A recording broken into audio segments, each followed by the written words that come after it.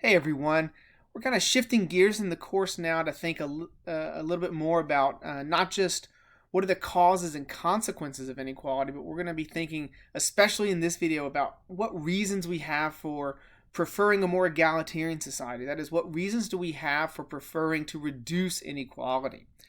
And we're going to really focus in on Erika Wright's framework that he gives us in the article you read for thinking about this. Right? And he sort of sets this up as thinking through questions that can guide us in how to politically approach inequality.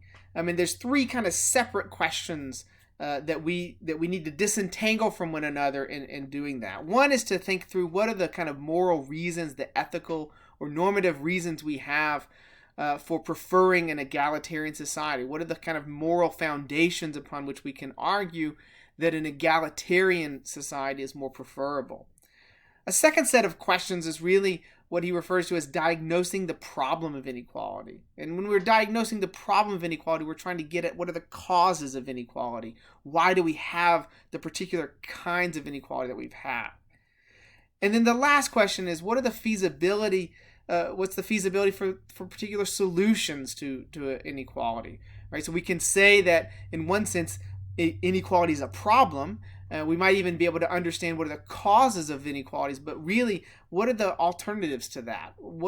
How feasible is it to set up an egalitarian society, and what would that look like, and how could we construct that? And so you'll recognize that in most of the class so far, we've really diagnosed the problem. We've been concerned with thinking through what are the causes and consequences of inequality? At an empirical level, just what does inequality look like and why does it look that way? And so here we're going to be shifting towards thinking more about the first and third question.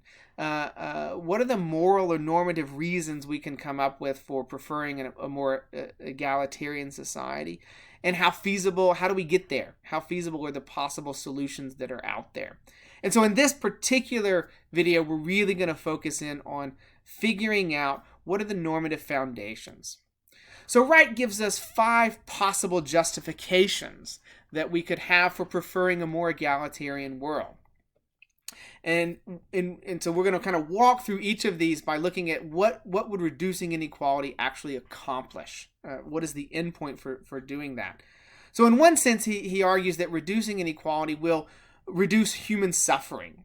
Inequality produces a top and a bottom, right? And those who are at the bottom of that social ladder, that economic ladder, are going to experience more human suffering, right? And so in that sense, inequality, because it creates a bottom, produces more human suffering than we otherwise would have. So we could have a reason then to argue for reducing inequality, that by flattening out or reducing the gap between the top and the bottom will bring the bottom up, thereby improving the living standards for those at the bottom, and thereby, if we're concerned with human suffering as a whole, we should want to raise the bottom up. And so we could prefer a reduction of inequality for that reason. A second reason we might prefer inequality we might prefer a more egalitarian society is that by reducing inequality, we will enhance equality of opportunity. In societies like the U.S. that have a larger division or greater gap, rather, between the top and the bottom, so if you envision that ladder, that metaphorical kind of ladder, it's harder to get from the very bottom to the very top.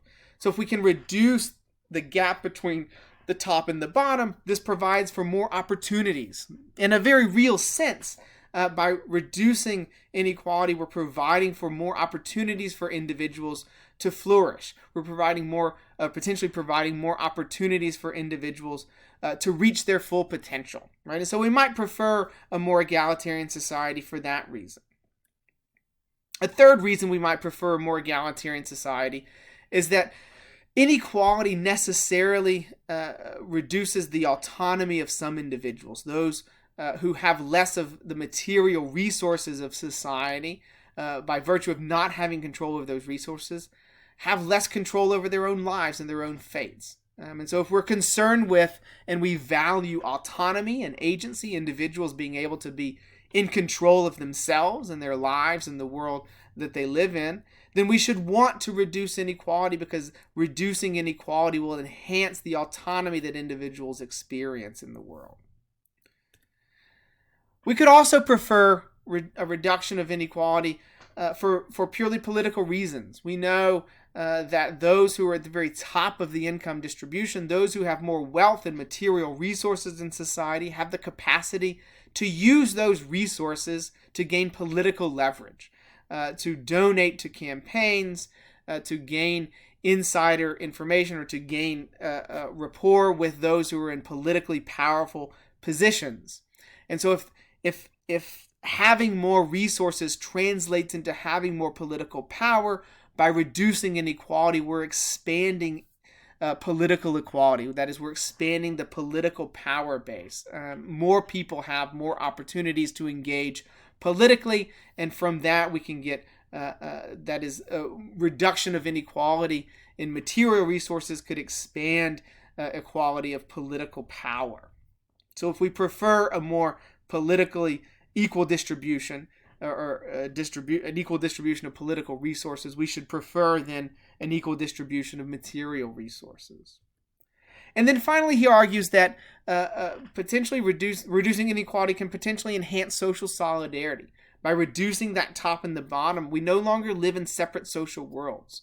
Those who have more of society's resources aren't living in isolated, gated communities, where their kids are going to completely different schools and churches or other religious institutions from those who are living in the bottom half of society. Right? So if we can reduce inequality, we can potentially provide for more social solidarity, a greater sense of community, and a kind of we're all in this together social solidarity. Right? Our communities will be based not upon divisions in income, but will be more solidaristic. Right? So these are all possible reasons for wanting and to reduce inequality, for preferring a more egalitarian society.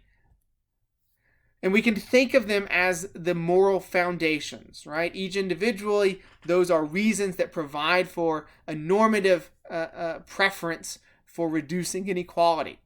And so Wright then gives us 5 distinctive moral or normative foundations for preferring a more egalitarian society. Now, the question that we're left with is well, what do we really think? What are the best reasons here? Which of these 5 particular reasons would we prefer, would lead us to actually want to reduce inequality? And so what I've done is to create a quiz for you guys, or excuse me, I shouldn't call it a quiz, to create a little survey actually for all of you. So at the end of watching this video, you should go in and take that survey. The survey is simply going to ask you to rank order your preferences and for why you prefer one of these reasons over another. So you're just going to simply rank order these 5 reasons for reducing inequality based on which you think is the most compelling to the least compelling reason for reducing inequality. And then that'll provide a foundation for us as a class to think through, well, what do we all think are the best reasons for this? All right, so that sounds good. I look forward to seeing your answers to that, and we will talk soon.